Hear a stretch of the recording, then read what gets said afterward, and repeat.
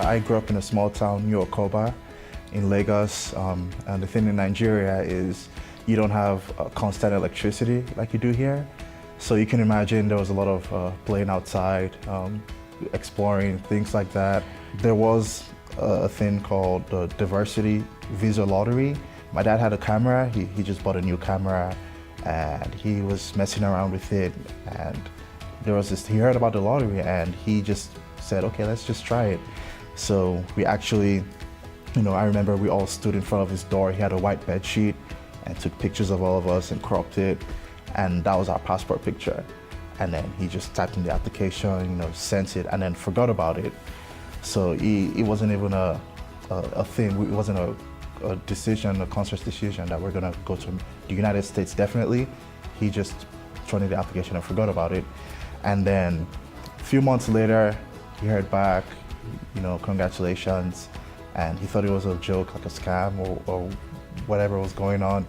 And then he followed up with it and said, okay, we actually just won the lottery to get green cards and come over here. It's pretty amazing when I think about it. It was just all by chance that we moved over to the United States. And I feel like the opportunities I've had can't be wasted.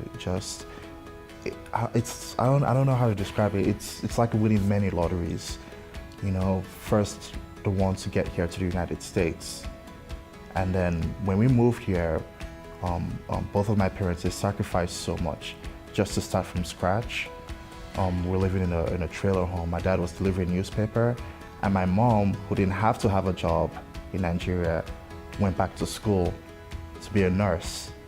So when I see what they did, and when I see what we had to go through to come here, I realized that, I keep getting opportunities, and I can't just sit back and do nothing with it. Very early on, I knew I wanted to be a doctor, so I was very close to my science teachers, just because I was also intrigued by science. When I was a senior, I remember we would have school fairs, different universities come through. I talked to Dr. San Francisco, he's the Dean of the Honors College, and we talked for a bit, and he really sold Texas Tech to me. What's charming about it is it's a little big school, so it's hundreds of majors, tens of thousands of students, but still you don't get lost in it. And I feel like, having come into tech, there's been opportunities that I may not have gotten elsewhere in terms of having the flexibility of my own pathway. It's not just coming in and following a set formula to get a degree. You have options you can really tailor your passion around the degree you get.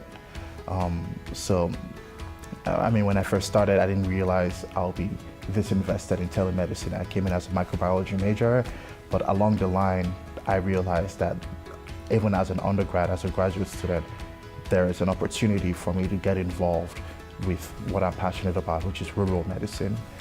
So that's sort of my journey from Nigeria to Texas Tech and to what I'm doing now.